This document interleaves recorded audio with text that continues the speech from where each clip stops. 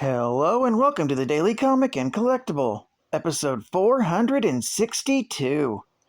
Now today, the collectible of the day is the Mezco Toys, Marvel Comics, 112 Collective, Mezco Exclusive, Spider-Man Homecoming, Homemade Suit Spider-Man action figure.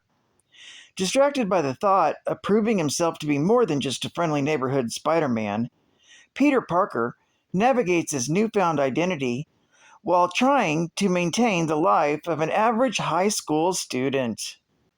The 112 Collective Spider-Man Homecoming Homemade Suit Edition captures Peter Parker in the early stages of his newfound heroism and includes both a masked and unmasked head, featuring the likeness of Tom Holland.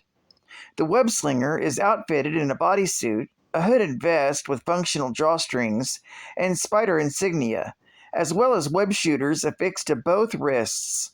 Spider-Man comes complete with two different style web lines that attach to his web shooting hands and posable web line that he can hold.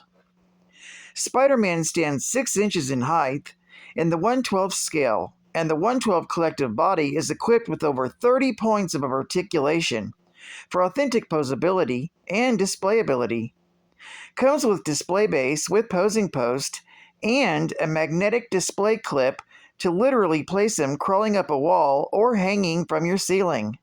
This Spider-Man Homecoming Homemade Suit Edition was exclusively available from the Mezco online store and is packaged in a collector's friendly box. Released by Mezco Toys. Now, the comic of the day is Web of Spider-Man, Volume 1, Issue number 17, with a cover date of August 1986. This is part of the Missing in Action storyline, with story by David Michelini, art by Mark Silvestri, and cover by Mark Beecham. This story is titled The Magma Solution. The story opens with Spider-Man fighting magma under the volcano. Meanwhile, Joy Mercado tries to flee with Charla and Seth, but they're stopped by Magma's men. Seeing that the best strategy at the moment is to flee, Spidey runs away, leaving Joy and the rest in the hands of Magma. Magma shows them the central complex and soon asks the young Seth to set and keep doing his job. Magma explains that the boy is, though mentally deficient, what scientists call an idiot savant. He can formulate mathematical equations so advanced that the most sophisticated computer cannot match him. Joy also notices that the financing needs for this operation has been provided by the Roxxon Corporation, as Magma himself further explains. Then, Peter Parker appears as a new hostage and is imprisoned together with Joy in a cell. They soon escape, though, knocking out some guards, and also free the boy and his mother. They go through the tunnels in search of an escape route until the Magma's men find them and Peter gets separated, as he had planned, so that he could act as Spider-Man again. Spider-Man attacks Magma again, and during the battle, the lava blast of the villain provokes an unstoppable reaction in the complex. Explosion after explosion. The tunnel begins to collapse. Seth leaves to find Peter Parker until Spider-Man sees him and returns the boy to his mother. Just as Spider-Man sends Joy and the Hanks off, the tunnel collapses, trapping Spider-Man inside. Just as the others get to safety, the entire complex explodes. Soon, the National Guard arrives on the scene and begins providing relief to the people of Temple Corners. As Joy gains her bearings, she fears the worst and wonders what happened to Peter Parker. While not far away, the tatters of Spider-Man's costume is among the debris.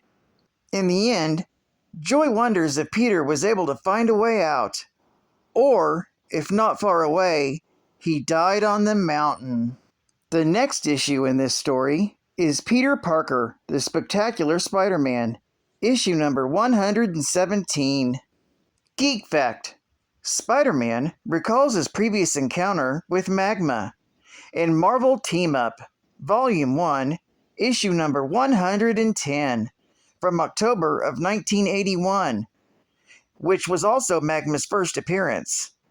Bonus Geek Fact: Missing in Action is a small Spider-Man crossover that features Spider-Man Peter Parker disappearing for a whole month. For that month, none of his titles featured him at all, and instead focused on Silver Sable, the Black Cat, and Mary Jane. The Missing in Action story arc was also notable because it featured the first appearance of Eddie Brock.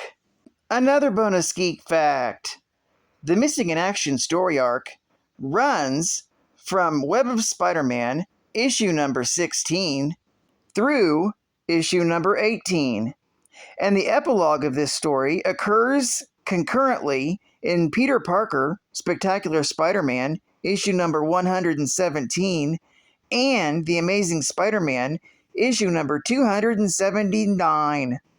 All three released in August of 1986. Advertising Ad Fact: M.A.S.K. Join the M.A.S.K. team and discover the illusion. Masked crusaders working overtime, fighting crime. Fighting crime. Don't be fooled by their innocent appearance. It's only a disguise for the M.A.S.K. team's hidden firepower. Join Matt Tracker as he converts the Thunderhawk sports car to a flying fighter, just in time to meet the Venom Switchblade as it becomes a supersonic jet. Collect all the exciting M.A.S.K. vehicles and discover why illusion is the ultimate weapon. Only from Kenner. Action figures and M.A.S.K. are included with each vehicle and playset. Series 1 includes Rhino, a maroon 1985 Kenworth W900 Aerodyne semi-tractor.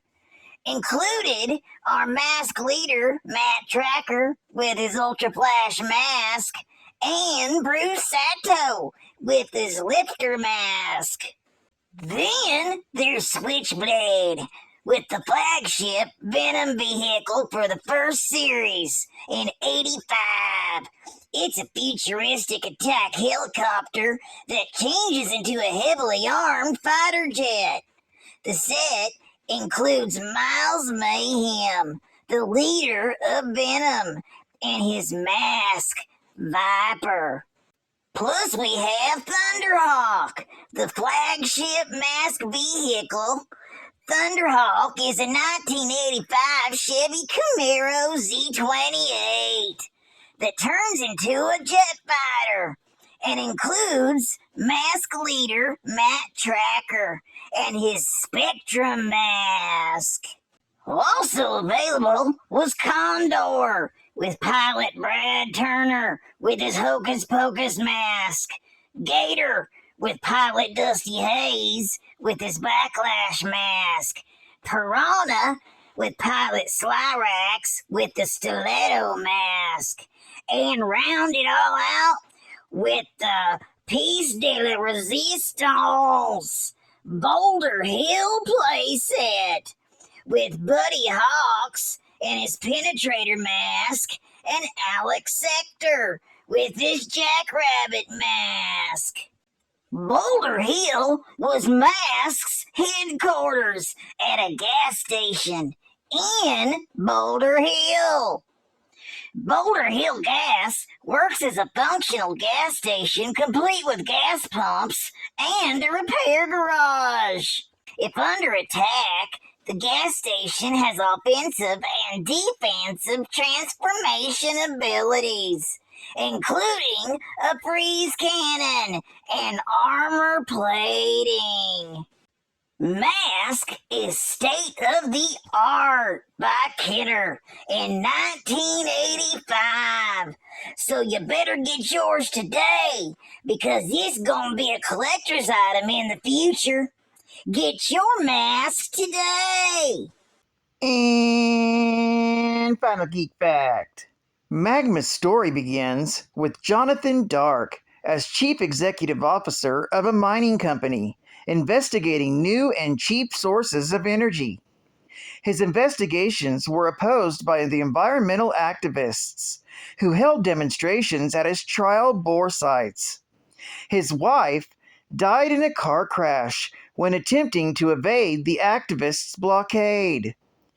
Dark, using his engineering skills to design a battlesuit allowing him to become Magma. He then developed an underground criminal organization.